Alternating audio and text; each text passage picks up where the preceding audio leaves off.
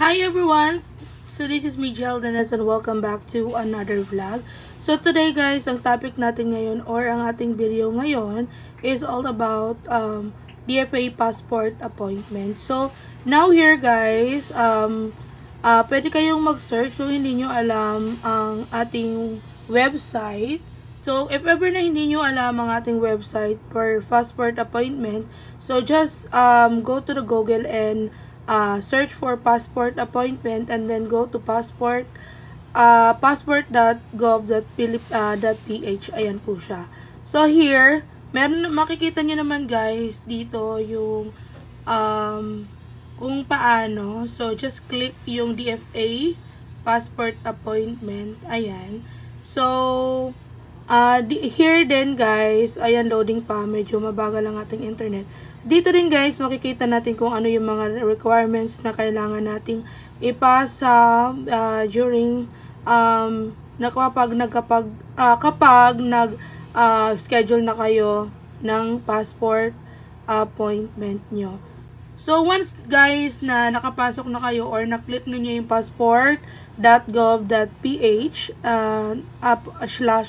appointment. So, meron dito, ito siya. So, papasok kayo dito sa website na yan. So, ayan yung ating mga reminders ng applicants are advised to use only Google or Yahoo accounting securing appointment to avoid technical incompatibilities, email address restrictions, and accessibility may vary on your access location, country, and your email server.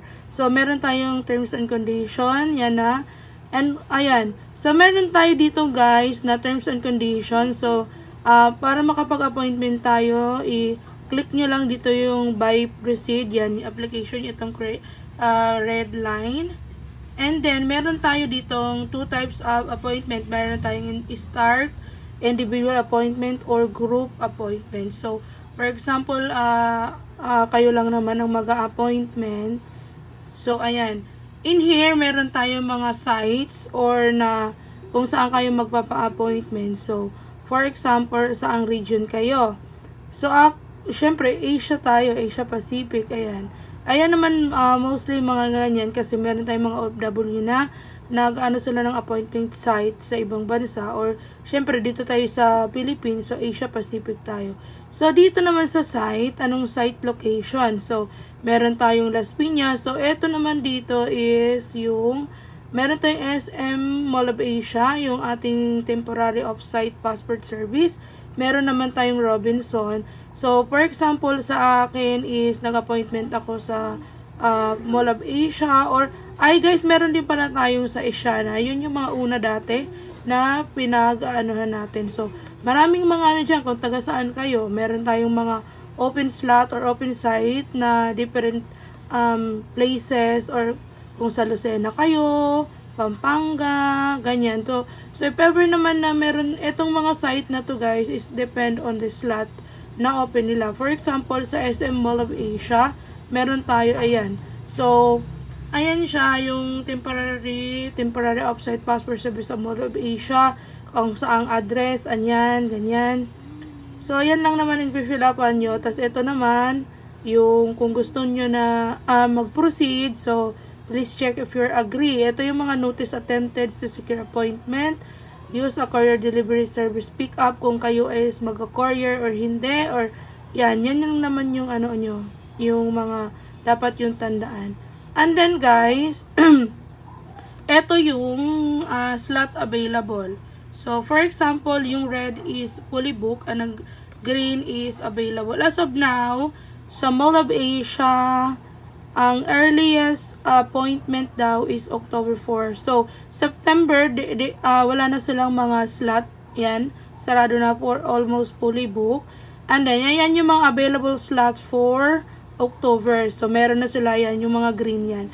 So, yan na guys. For example, mag-appointment tayo for October. Ayan siya. So, dito is yung available slot is ito. Ito na lang na available slot. For example, kinuha natin yung time na yan. So, I think yung 17 is 5 p.m.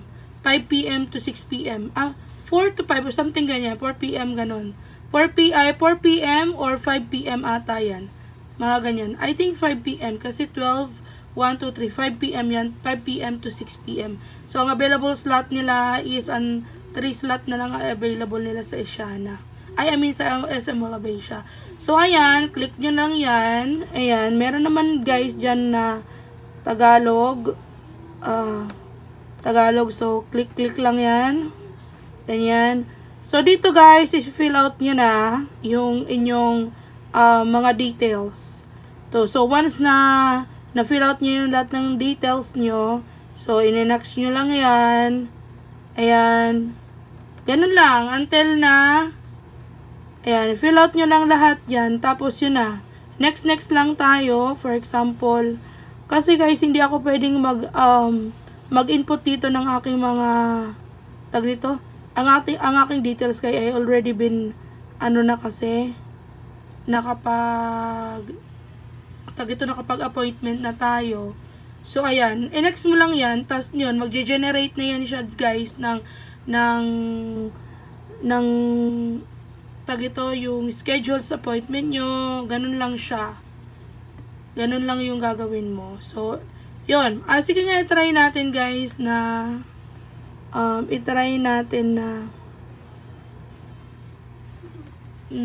mag-appointment. Kaya lang kasi basta ganun lang yan guys. Fill out nyo lang yung form na yun. Mag-generate na yan ng appointment. So, ganun na siya. Kadali lang.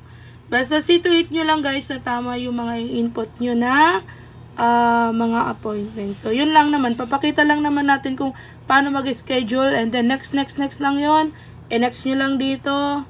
And then, boom. Okay na po yun. At least, meron kayong available slot na makukuha. So, anyway, thank you guys for watching. I hope you subscribe to my channel and hit yun ang notification bell para parati kang updated sa lahat ng video na gagawin ko. So, thank you so much. Bye!